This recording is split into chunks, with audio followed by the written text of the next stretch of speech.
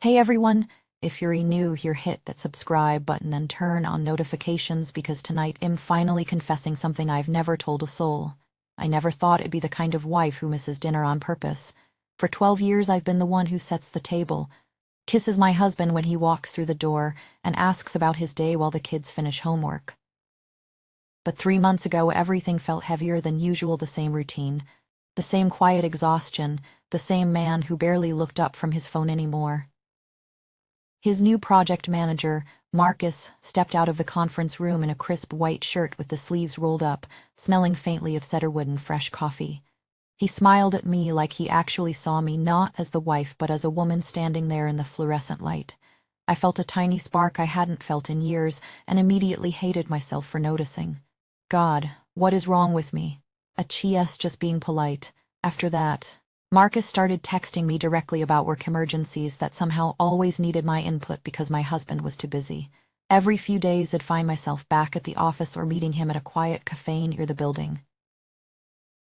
His voice was low and calm, and he listened when I spoke about feeling invisible at home. Each encounter left me replaying the way his hand brushed mine when passing a folder, the warmth of it lingering like a secret. I told myself it was nothing, just professional courtesy, yet my skin remembered that brief touch long after I drove away.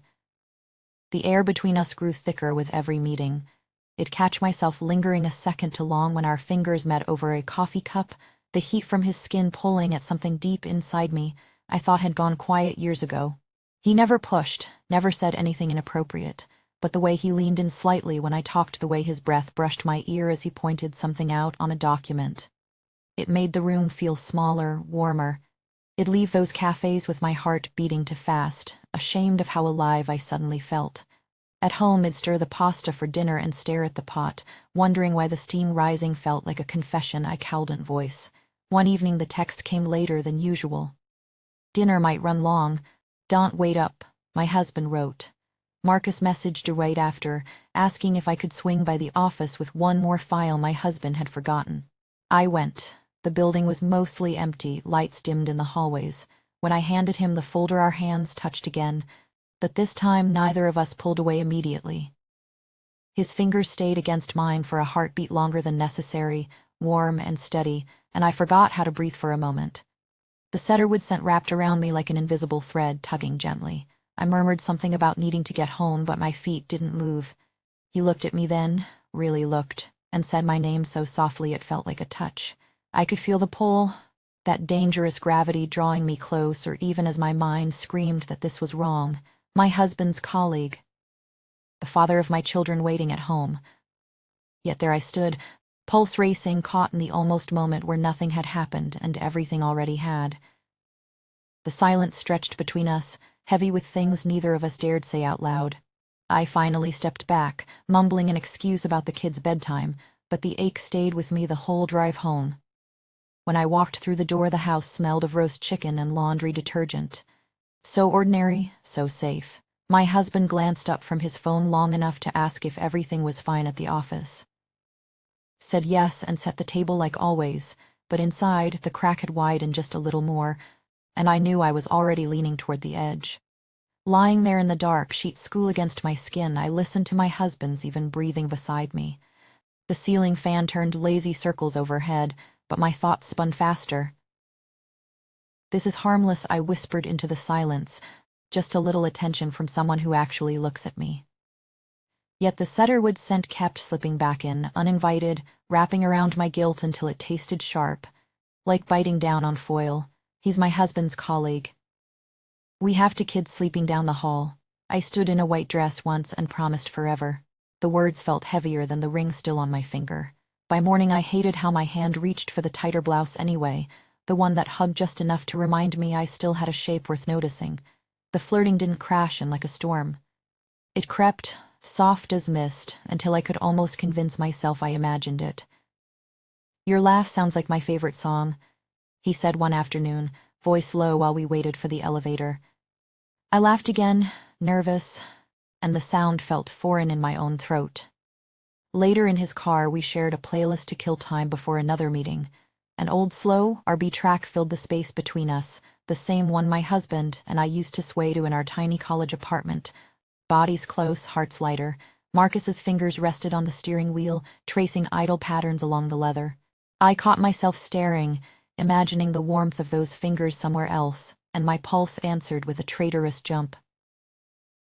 Shame rushed in right after, hot behind my eyes, but I didn't change the song. One rainy afternoon the sky split open without warning. I stepped out of the building soaked, blouse clinging uncomfortably, hair dripping into my eyes. Marcus appeared with his jacket already off, draping it over my shoulders before I could protest. "Can't have you catching cold," he murmured, that half-smile tugging at the corner of his mouth. The fabric settled heavy and warm, carrying his scent straight into my lungs, cedarwood mixed with rain and something deeper, unmistakably masculine. I thanked him too quickly and hurried to my car, but the jacket stayed with me. At home I hid it deep in the back of the closet, behind winter coats no one touched anymore. When the house grew quiet and the kids were finally asleep, I pulled it out again. I buried my face in the collar, breathing him in until my knees felt weak and the ache spread low and insistent. "Just one more time," I told myself, pressing the sleeve against my cheek. "No one has to know." The next evening my husband texted that dinner might run late again. I stood at the kitchen counter chopping vegetables that suddenly felt pointless. Marcus's message came minutes later, asking if I could drop by with a file my husband had left behind. I went. The office hallways were dim, most doors already closed for the night. When I handed him the folder, our fingers met, and this time the touch lingered, skin against skin, warm enough to make the air feel thinner. His eyes held mine a second longer than they should have. He said my name so quietly it brushed across my nerves like fingertips. The cedarwood scent drifted closer as he leaned in to point something out on the page, his breath warm near my ear. I forgot how to breathe properly. Screamed that this was wrong. My husband's colleague, the man whose wife I sometimes waved to at company picnics, the father of my own children waiting with homework and bedtime stories. Yet my body leaned forward just a fraction, pulled by that invisible gravity I couldn't name. Nothing happened. We stood there in the almost. Hearts beating too loud in the quiet room, the rain still tapping against the windows like it knew our secret. I finally stepped back, mumbling something about needing to get home before the kids worried. But the pull followed me all the way to the car, and when I glanced in the rear-view mirror my cheeks were flushed in a way no rain could explain. Back inside our house the lights were soft, dinner smells drifting from the kitchen. I hung my coat, washed my hands twice, and tried to shake the scent from my skin. My husband looked up from his laptop long enough to smile tiredly. I smiled back, setting plates on the table like always, asking about his day in the usual voice. But inside, the crack had deepened another inch, and every breath still carried traces of cedarwood. I wondered how much longer I could keep pretending the hunger wasn't growing stronger than the guilt. The next evening my husband texted that he'd be working late again. Marcus suggested we grabbed dinner to go over the latest files, his message lighting up my screen while I stood at the kitchen counter. I told myself it was innocent, just work. We never made it to the restaurant. His apartment was only a few blocks away, the kind of place that felt too quiet for what we were pretending this was. The door clicked shut behind us and the air changed, heavier, warmer, like the storm that had been building for weeks finally pressed in. In the dim glow of a single lamp his hands found me, slow, deliberate, hungry in a way that made my knees forget how to hold me up. The texture of his shirt against my skin sent sparks racing along every nerve I'd tried so hard to ignore. He said my name like it was something sacred and fragile all at once, his breath warm against my neck, and I felt the last thread of resistance snap inside me. I crossed the line completely. The relief flooded through me like fire in my veins, sharp and sweet and terrifying. For one breathless moment nothing else existed, not my husband waiting at home, not the kids' laughter echoing in my memory, not the life he'd built brick by careful brick. Only his touch, the low sound in his throat when I whispered his name back, the way his eyes held mine like I was the only thing that had ever mattered. Afterward we lay tangled in sheets that smelled of sweat and cedarwood. My heart was still racing, each beat echoing the ache that refused to fade. For the first time in years I felt truly seen, truly wanted, as if someone had finally looked past the wife and mother and found the woman underneath who was starving for this. Afraid to speak, afraid the spell would break, he pulled me closer, his warmth seeping into places I hadn't realized were cold. But as I drove home with my hair still damp, The guilt slammed into me like a wave crashing without warning. Every red light felt like judgment. The streetlight blurred through eyes that wouldn't stop stinging. I pulled into the driveway and sat there for a long minute, gripping the wheel until my knuckles ached. Then I walked through the front door smelling faintly of someone else's cologne. My husband looked up from the couch, tired smile already forming. I smiled back like nothing had changed, like my world hadn't just tilted on its axis. That light tasted sweeter and more poisonous than anything it ever known. The affair became a secret rhythm I couldn't stop dancing to. Stolen hours in hotel rooms where the curtains stayed drawn and time felt borrowed.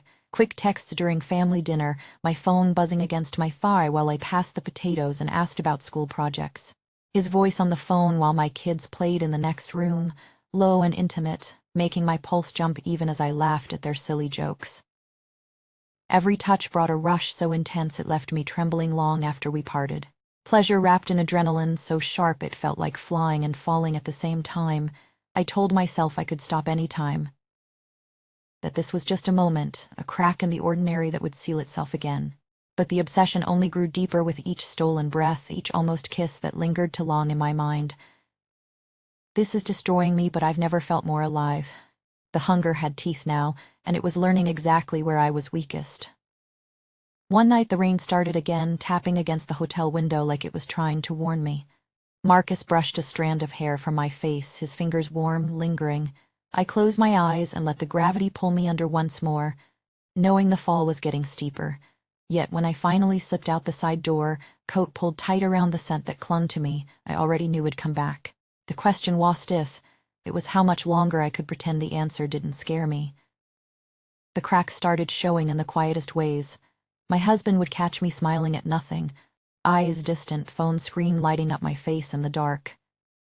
Achidi asked if everything was okay and did say yes too quickly, the word tasting like ash. He noticed I was happier in fragments, yet somehow unreachable, like it slipped through a door he couldn't find. One night he made my favorite meal, the smell of roasted garlic and d'herbes filling the house like an old promise. He called from the kitchen, voice warm and tired, dinner's ready. "Babe, come eat with us." I stood frozen in the doorway, the soft clatter of plates behind him, kids laughing at the table. My phone buzzed once against my palm. Marcus, just his name on the screen sent heat rushing under my skin. My heart split right there, clean down the middle. If I go to him tonight, I'm not coming home the same woman. I whispered something about not being hungry and slipped away before the ache in his eyes could pull me back.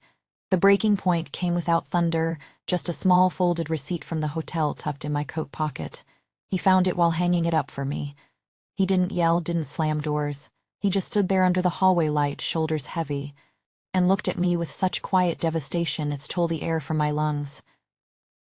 His voice was barely above a whisper. "Are you still mine?" In that moment, the truth crashed over me like cold water. The affair hadn't fixed the emptiness, it had only made it louder, sharper, impossible to ignore. I had traded the safety of my ordinary life for nights that left me more lost than before, drifting further from the woman who once set the dinner table without thinking twice. She was gone now, and I didn't know how to get her back, or if I even wanted to.